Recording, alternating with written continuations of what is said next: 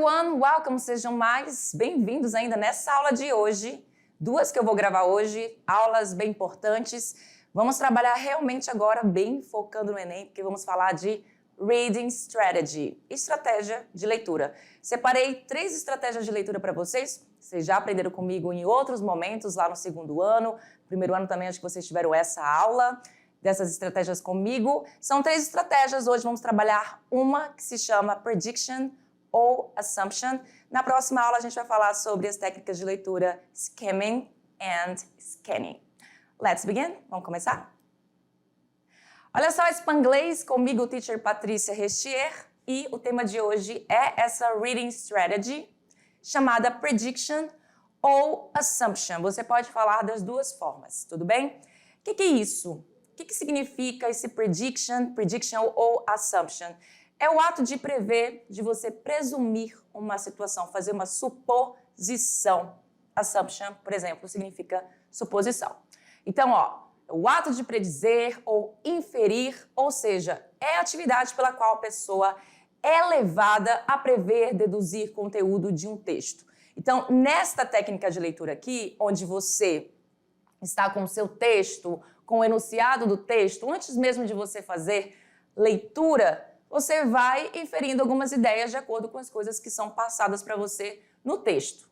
Veja bem, a leitura é uma atividade que envolve constantes guesses, que são a questão das adivinhações, suposições, que são rejeitadas ou confirmadas à medida que se processa a leitura. Você pode usar o seu senso de experiência para ajudar a predizer as ideias de um determinado texto. Ou seja, essa técnica de leitura é aquela que você faz, primeiro, lembra lá da questão dos gêneros textuais, você olha para os gêneros textuais e logo em seguida você tenta adivinhar, né, baseado no seu conhecimento, que tipo de gênero textual você está trabalhando, pode ver aqui comigo. E aí, depois que você faz essa primeira parte, de você perceber se trata de uma tirinha, um cartoon, um texto acadêmico, uma música, um poema e assim por diante, você vai começar a tentar entender o texto. É muito difícil que você consiga entender todas as palavras, até porque, para isso, você tem que ter um conhecimento muito vasto da língua. Mas algumas informações como imagens, referências numéricas e outros tipos de situações podem te ajudar a tentar entender o texto até mesmo antes de começar a ler. Entender o quê? O tema dele, do que ele se trata, o que basicamente você pode esperar dele. Então, bota lá para a tela para a gente ver um pouco mais das questões que a gente faz com a prediction. Então, para tentar antecipar o assunto de um texto, o que você precisa? Coisas que você, de alguma forma, já carrega. Conhecimento prévio sobre o tema, que é o nosso famoso background knowledge, certo? E para isso, você tem que ter muita leitura, você tem que realmente colocar em prática muita coisa para que você possa ficar a par de situações, de todas as informações que você pode ter. Se for um texto sobre tatuagem, por exemplo, e você conhece como é feita uma tatuagem, todas aquelas questões que envolvem tatuagem, então, para você, com esse background knowledge, vai ficar um pouco mais fácil para você tentar entender o texto. Você também precisa de contexto semântico, contexto linguístico, já vou explicar o que significa isso. Contexto não linguístico, conhecimento sobre a estrutura do texto. Bora lá para mais informações sobre isso aí. Conhecimento prévio, como eu falei para vocês, que é o background knowledge, a bagagem de conhecimento que você carrega, né, é esse conhecimento do mundo, ou seja, a bagagem cultural adquirida pelo leitor, o seu entendimento sobre o assunto. Isso se dá através de leituras, de vivências, de você estar participando da sociedade, porque você não, né, você para saber das situações, das coisas, você precisa sair, né? Você não pode ficar no mundinho, você tem que ler, você tem que pesquisar, porque assim você vai adquirir conhecimento até de coisas que você não está no contexto, né? Uma coisa que você não vivencia. Conhecimento semântico. O que é isso? É o conjunto de palavras que formam o contexto imediato no qual a palavra desconhecida está inserida. Ou seja, descobrir o significado das palavras, ideias que antecedem ou vêm depois, e elas contribuem para o sentido total do texto. compreender o significado do texto como todo, significado das palavras. Temos também aquela outra situação que é o conhecimento linguístico. Isso aqui é algo muito importante, até porque algumas palavras, elas vão ter várias classificações gramaticais. Então, uma palavra ela pode trabalhar como substantivo, também pode trabalhar como verbo, também pode trabalhar como adjetivo. Isso vai até mudando a tradução dela de acordo com o uso dela no momento. Então, esse conhecimento linguístico, que é você reconhecer se a palavra é um advérbio, substantivo, adjetivo, etc., é extremamente importante também. Bora mais lá para o outro, contexto não linguístico. Então, são as imagens, figuras, aquela parte mais básica e mais prática de um texto quando ele apresenta essas situações. Então, imagens, tabelas, números, símbolos, etc., que nos ajudarão a inferir, a dar um significado ao conteúdo de um texto. E para finalizar, a gente tem também aí o conhecimento sobre a estrutura do texto. O título, o subtítulo, a divisão do texto em parágrafos, principalmente se for um poema, uma poesia, você tem toda uma diferença lá nas estrofes.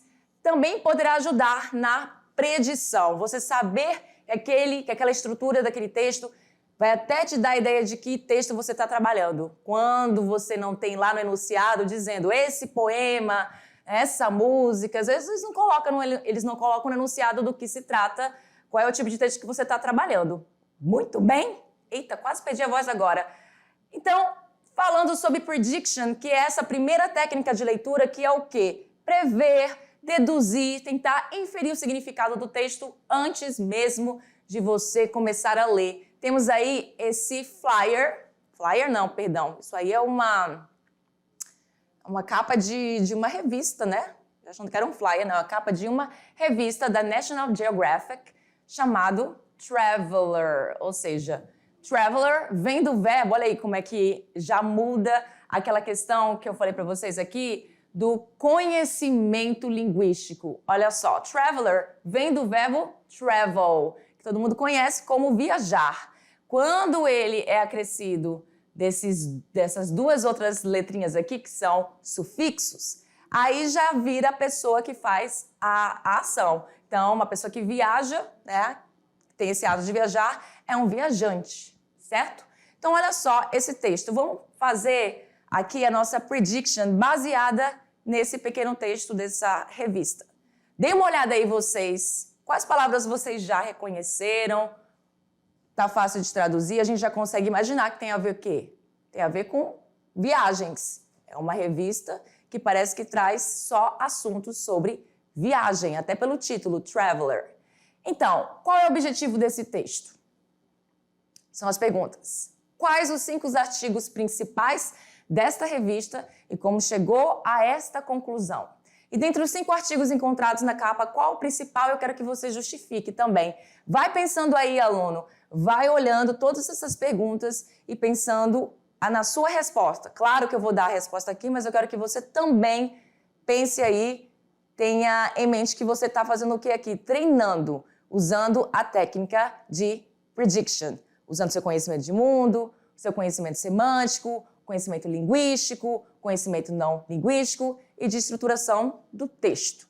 Que, inclusive, na número 3, a pergunta é sobre isso, estrutura do texto. Aí você vai te dizer qual é o artigo principal. Então, vamos lá. O objetivo deste texto. Qual é o objetivo deste texto? Mostrar o quê? Lugares para viajar, dar dicas de viagem. Por que eu vi isso? Primeiro que estamos falando de uma revista que tem o título de Traveler. Se você conhece a National Geographic, você sabe que é um canal que passa sobre diversos assuntos nesse inteirinho de viagem, de desbravar lugares, falar muito sobre geografia. Então, a gente já conhece que a National Geographic ela tem essa pegada. Logo em seguida, você tem aqui a palavra Paris, ou Paris, certo? Logo depois, você tem aqui 127, tem uma referência numérica. Então, 127, ways to travel smarter, né? 127 ways to travel smarter. O que é isso? 127 modos, jeitos de viajar de uma forma mais esperta. E aqui você tem mais uma informação dizendo road trip on Maui, ou seja, viagem, né, de carro, não é de avião, que é road trip, que é viagem de carro, bem aqui essa informação, para esse lugar chamado Maui. E aí temos aqui uma outra informação onde diz where to stay in Rome. Where to stay in Rome. Onde ficar em Roma, certo? E o que está se destacando aqui é a palavra Paris, né? Paris e a Torre Eiffel aqui aparecendo. And other places that changed our lives. Ou seja, Paris e outros lugares que mudaram nossas vidas, certo? Então, o objetivo do texto é esse, mostrar lugares para viajar, viagens de carro, lugares para você ficar, ou seja, dicas de viagem. Resumindo, é isso. Quais os 5 artigos principais dessa revista? E como é que a gente chegou a essa conclusão? Bem, a revista, né, você sabe, ainda tem isso aqui, ó, Tasmania Adventure, ou seja, Chasing the World's Cleanest Air. Indo atrás do ar mais limpo do mundo, que deve ser na Tasmânia, né? Aventura na Tasmânia, um outro lugar, inclusive. Então, temos aí várias informações pequenininhas e uma que está grandona. E todas essas informações pequenas trazem alguns lugares. Aqui é a Tasmânia, aqui é Paris. Opa, perdão. Agora foi. Aqui é Paris. E, inclusive, fala de outros lugares aqui que mudaram vidas. Só que ele não colocou que tipo de lugar é esse. Temos aqui para esse lugar chamado Maui, temos aqui outro lugar chamado Roma, e aqui ele não especifica nenhum tipo de lugar. Então, quais os 5 artigos principais? De acordo com toda a estruturação do texto, você tem aí como primeiro artigo principal o artigo do Paris, porque olha só o tamanho da letra, certo? Então, você já imagina que esse é o artigo principal da revista da National Geographic Traveler. Então, temos 1, temos 2, temos 3, temos 4 e temos 5. E por que eu sei disso? Pela estruturação, né? Pelo layout da minha revista, da forma que ele está se posicionando. Ou seja, todos os assuntos, basicamente, da revista vai estar na capa, como aparece aí. E dentre os 5 artigos encontrados na capa, qual o principal? Pelo que eu falei, né, gente? Olha só, a letra maior, onde está mais destacado aí, claro, tirando aqui a questão do Traveler, né, que faz parte, deve ser o nome da revista, é o Paris, com certeza é o artigo que está chamando mais atenção. Aí todo mundo concorda pelo tamanho da letra, pela questão de estar em negrito, pela própria fonte, e isso tudo ajuda a gente a responder essas perguntas. Muito bem? Inclusive estava aqui de uma forma maior, poderia também ter mostrado assim para vocês, mas deixei ali perto das perguntas, para que vocês olhassem a pergunta e olhassem também a nossa revista. Temos aí mais um outro texto. Trouxe 3 textos para vocês nessa revista, e esse aqui pequenininho, onde a gente vai ter que inferir o significado da palavra tax. E aí, é possível fazer isso? Eu tenho certeza, de alguma forma, que vocês nunca ouviram falar da palavra tax, né? É uma palavra em inglês. Mas, ao ler esse texto aqui, será que você consegue inferir o significado? Bora lá! Vamos começar a leitura e eu já mostro para vocês aqui, dá uma olhada, foca nesse texto, já dá uma olhadinha em todas as palavras e me diga se vocês já não conseguem imaginar do que significa, o que significa esse nosso texto. Tá muito fácil, porque tem uma palavrinha aí, que inclusive eu acabei de colocar ela em vermelho, que ela chama atenção para outra palavra em português. E aí, vocês conseguem? Vocês conseguem me dizer qual é qual é o... Sumiu aqui a palavra. Qual é o significado da palavra? Agora sim, foi. Então, vamos lá. Loto. Chama a atenção de vocês? A palavra loto chama?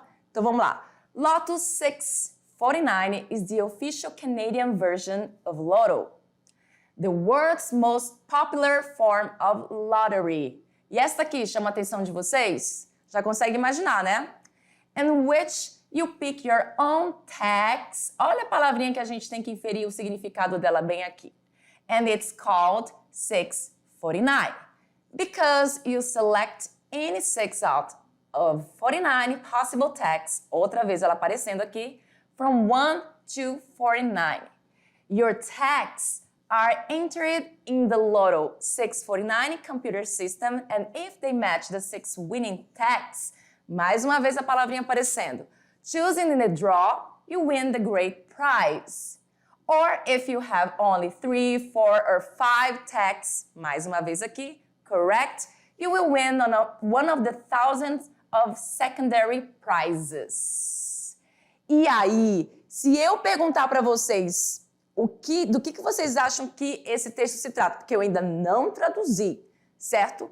A palavra loto e a palavra lottery chama atenção sim, não chama? Por quê? Porque parece muito com uma palavra em português, certo?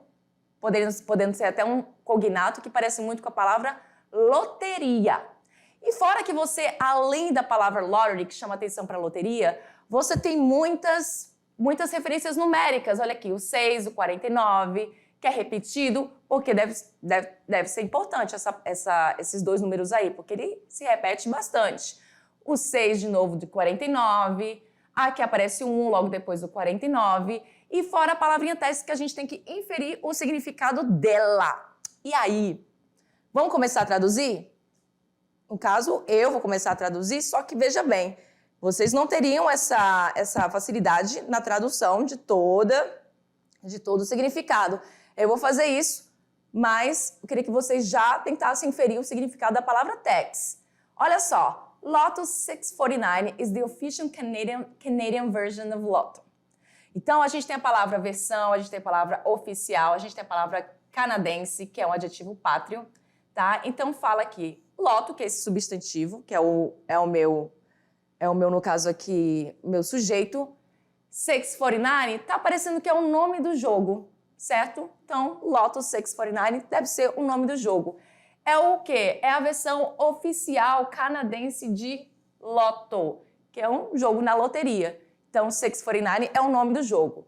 The world's most popular form of lottery. Então, o que é isso? O que ele fala aqui também? Que essa Lotto aí, ela é a forma de loteria mais popular do mundo. The world's most popular, ou seja, a forma de loteria mais popular do mundo.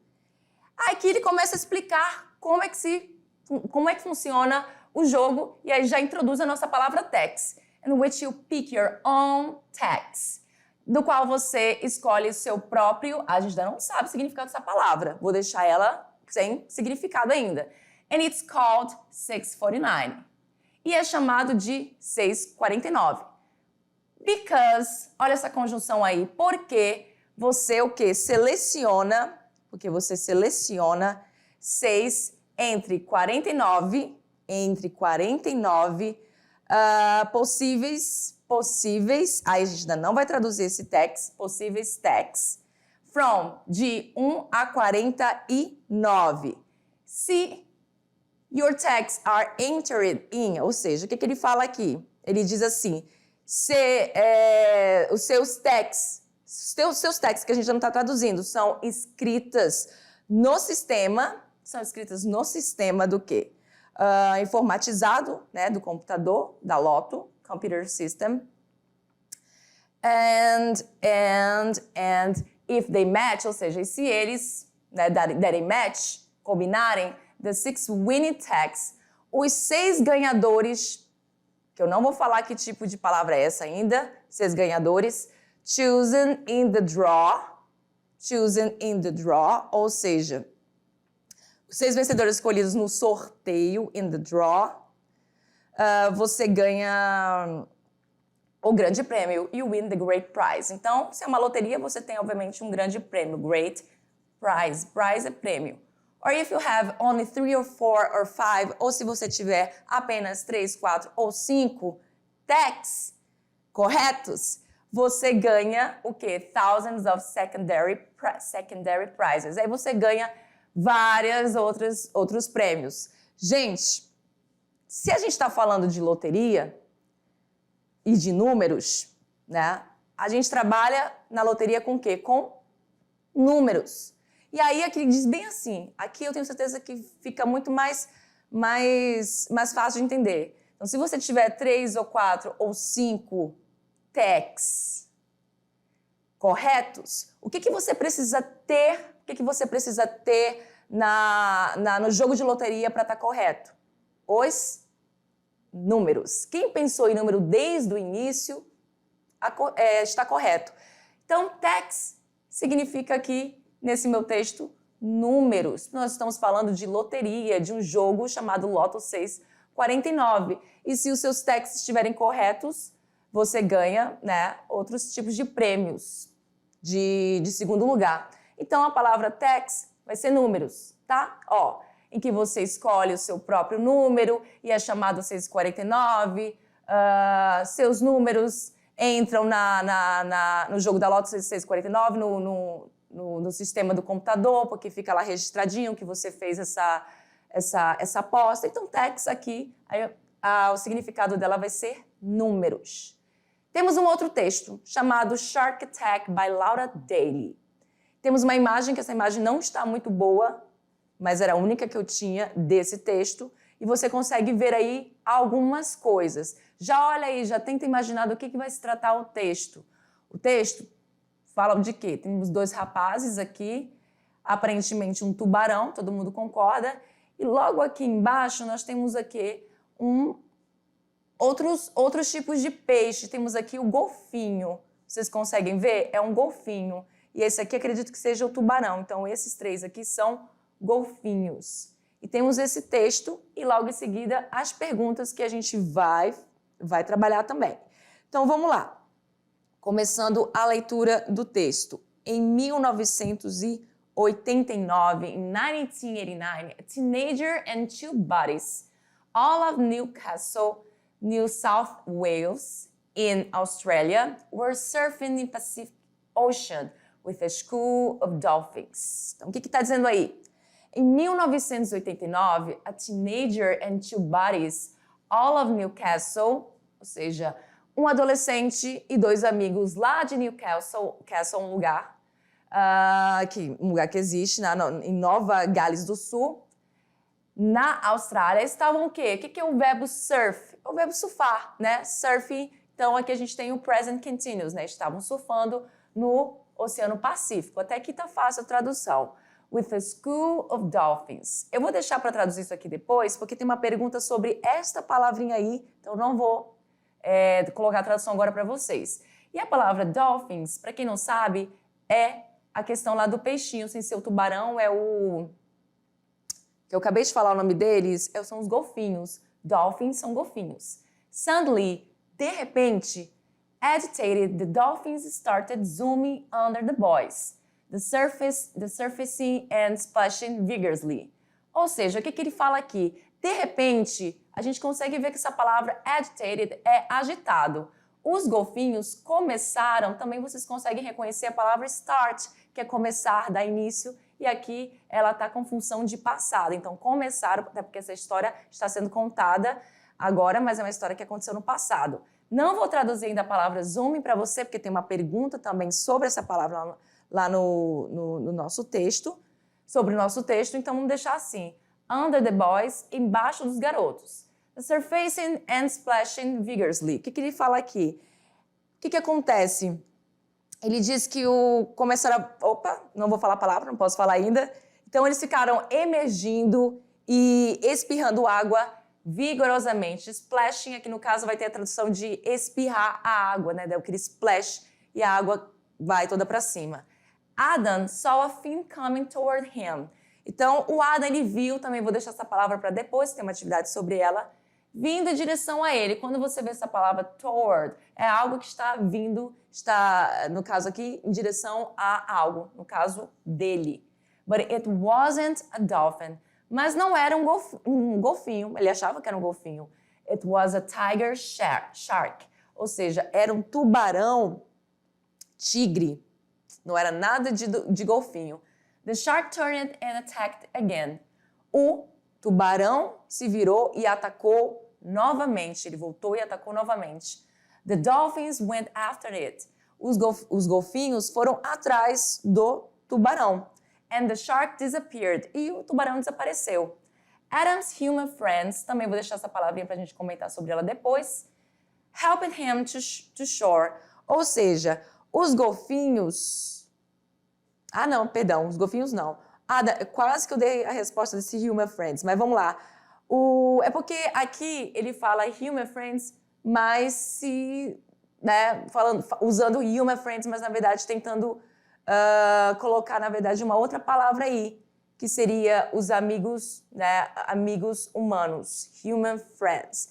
Adam's human friends helped him to shore, ou seja, entendeu a brincadeira que ele quis fazer aqui? Já vou explicar. He had cuts on his hip, thigh and stomach, but thanks to the dolphins, Adam lived to ride the waves again. Então aconteceu uma coisa bem chata com o Adam. Ele simplesmente teve os amigos humanos do Adam ajudaram ele para ir até a praia, mas ele teve cortes, né, no seu quadril, na sua coxa e no seu estômago, ou seja, ele foi realmente atacado pelo tubarão. Mas, graças aos os golfinhos, os dolphins, o Adam viveu para poder pegar ondas novamente e surfar, to ride the waves again. Muito bem, olha só. Quantos tubarões você identificou lá na gravura? Lá na gravura eu já até dei essa resposta para vocês. Né? Você tem 2 homens aqui e você identifica quantos tubarões? Eu identifico 1 e eu identifico 2. Só que aí ficou, como essa imagem está um pouco confusa para mim, eu não sei se trata de 2 imagens ou se trata só de uma. Portanto, isso aqui é um tubarão e esse aqui é outro tubarão. Eu identifiquei 2 tubarões. Isso aqui ainda ficou meio confuso para mim e eu identifiquei aqui 3 golfinhos. Mas isso está fácil, né? Então vamos lá na 2. Tendo por base o conhecimento que você já possui sobre o assunto, aponte que os tubarões e golfinhos têm em comum em sua aparência. Isso é uma questão de conhecimento de mundo, não tem nada a ver com tradução, com inglês. Então é uma coisa que, independentemente se você sabe a resposta, você sabe. Então, para quem não sabe qual é a questão da semelhança entre o tubarão e o golfinho, essa aqui. São animais que exibem nadadeiras na região dorsal do corpo. Então, há uma confusão aí, às vezes, entre um tubarão e um golfinho, onde você acha... Porque o golfinho, ele é um animal... O golfinho, estou ali falando, mas pode vir aqui comigo. O golfinho, ele é um animal mais tranquilo, né? Um animal mais amigável. O tubarão já nem tanto, né? Ele já não vai fazer tanta amizade com você. Coloca aqui atrás para mim o resto das perguntas para que a gente possa responder, por favor.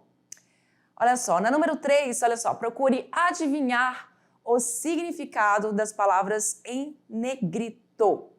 As palavras em negrito. Temos a letra A e temos a letra B. Deixa eu me posicionar aqui.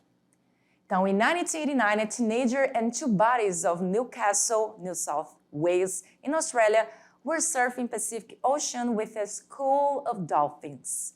Essa questão do school of dolphins, o que significa? Então, olha só, se você viu mais de um golfinho, você viu mais de um golfinho lá, né?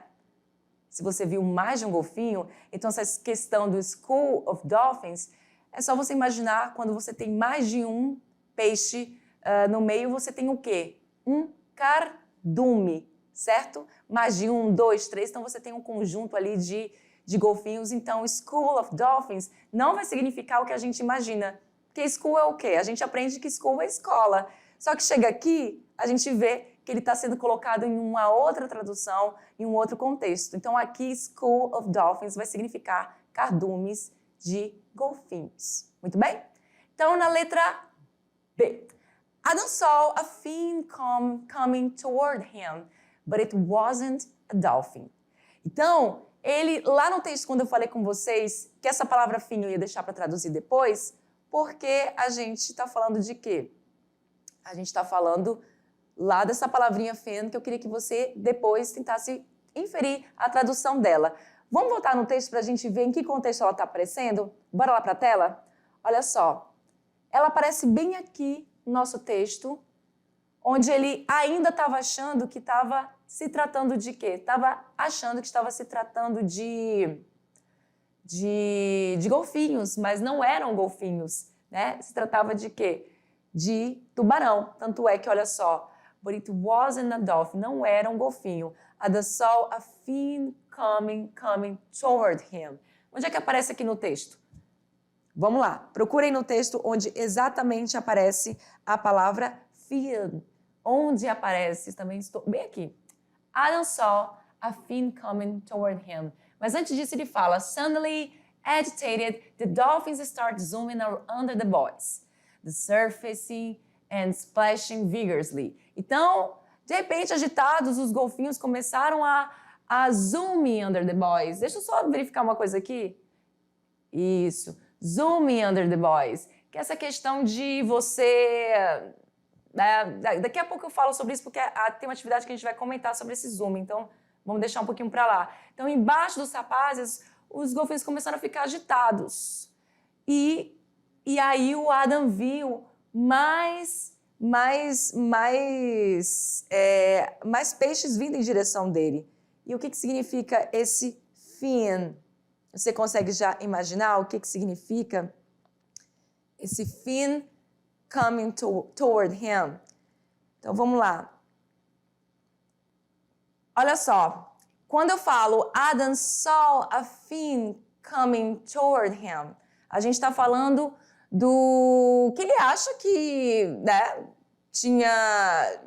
tinha mais dolphins vindo, porque tanto o golfinho quanto o tubarão, eles apresentam ali a nadadeira, né, na região dorsal. Então, viu mais peixes com a mesma característica, pensou, tá vindo mais golfinhos. Só que, na verdade, esse fin que ele estava vendo era uma barbatana, né? Então, esse fin, a palavra fin, ou seja, Adam viu uma barbatana vindo em direção a ele.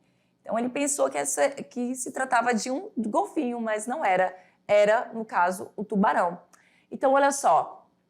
Aqui na questão do fin, a gente tem aqui o School of Dolphins, que school vai significar o quê? Cardume, e fin vai significar barbatana, porque eles dois têm isso em comum, tanto o golfinho, o dolphin, quanto o shark. E na 4? Na 4, olha só. De acordo com o texto, qual é a razão para o comportamento dos golfinhos descrito na sentença abaixo? Lá no início do texto, ele mostra essa frase, né, do Adam com essa situação, que suddenly agitated, the dolphins started zooming under the boys, then surfacing and splashing vigorously. Então, o que os golfinhos estavam fazendo aí? Tentando derrubar o surfista? Opa, desse lado. Tentando brincar com ele, tentando atacar ou tentando alertá-lo do perigo. Lembrando que os golfinhos, eles não têm esse instinto dos tubarões. Então, com certeza, derrubar o surfista não era o que eles estavam querendo fazer, porque eles estavam agitados, eles estavam zooming under the boys, ou seja, fazendo todo aquele... girando, né, em torno dos garotos. E batendo a barbatana, se batendo, né, na água e jogando água de uma forma vigorosa. Não era para derrubar o surfista, não era para atacar o surfista e não era para brincar com ele. Por quê? Ele estava tentando alertá-lo do perigo, porque o que estava acontecendo? O golfinho não, perdão, estava vindo ali um fin toward him. Lembra? Fin, F-N, aquela palavrinha que eu falei para vocês, que era uma barbatana. Só que o golfinho já sabia que se tratava de quê? Se tratava de um tubarão.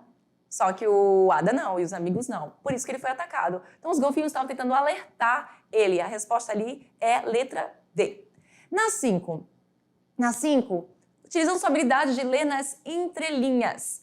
Explica a expressão human friends, usado pelo autor. Então, quando ele usa lá a palavra human friends, numa parte lá do texto, deixa eu lá na TV para eu voltar na parte do texto. Bora lá comigo para a TV? Let's go? Isso. quando ele usa essa questão de human friends, ele fala bem aqui, ó. Ele tinha sido atacado, lembra? Atacado na coxa, no estômago, no quadril. Então, olha só. The dolphins went after it. O que significa isso? Os golfinhos, eles foram atrás de quem? Atrás do tubarão, do tiger shark, né? Que era o tubarão tigre. E aí o tubarão desapareceu. Adam's human friends helped him to shore. Ou seja, os amigos humanos do Adam ajudaram eles a chegar aí na praia, na parte onde você está mais seguro, certo? Mas ele usa essa questão de Adam's human friends para mostrar que, na verdade, o Adam tinha mais que amigos humanos, que eram os amigos que estavam com eles, né? Que o Adam não foi surfar sozinho. Também tinham os amigos golfinhos. Então, quando ele usa Adam's human friends, é para falar dos amigos que são os amigos, né, seres humanos. Porque os golfinhos também foram amigos deles, tentando alertar o Adam sobre o tubarão, né, o tiger shark. E é isso, pessoal. Agora chegou o momento do mão na massa. Vamos lá na TV rapidinho para eu poder passar o slide. Estou sem um passador. Vou pegar o passador aqui e já volta aqui para mim, por favor. Olha só. Chegou o momento do mão na massa. O que vocês vão fazer? Trabalhar com texto. Tem um texto enorme aí. Não fique bravo comigo, aluno, pelo amor, não fique bravo comigo, mas você precisa de um texto grande desse para você colocar em prática tudo que a gente aprendeu hoje sobre a técnica de prediction. Então, olha só, esse texto aí bem grandão, tem uma imagem, tem 3 slides de texto e temos aí as atividades que você vai fazer de acordo com o texto. Tudo bem? Temos mais outra atividade sobre uma outra questão que não é sobre o texto, tudo isso utilizando a técnica de prediction. Então, aqui você não vai muito trabalhar com tradução, você vai mais, na verdade, tentar inferir algumas ideias. E essa outra atividade que vocês vão também destacar aquelas que você possivelmente encontraria nesse texto aqui com essa imagem. Certo, pessoal? Tá fácil, não tá difícil não, parece ser muita coisa, mas é bem basiquinho. Na próxima aula, na nossa próxima aula 11, salvo me engano, a gente vai trabalhar com outras mais 2 técnicas de leituras, que são técnicas que essas sim você vai não fazer uma inferência, você não vai exatamente tentar prever, deduzir o assunto do texto. Você vai realmente ir lá no texto e trabalhar com elas. Vou explicar isso para vocês na próxima aula. So, see you next class. Bye bye.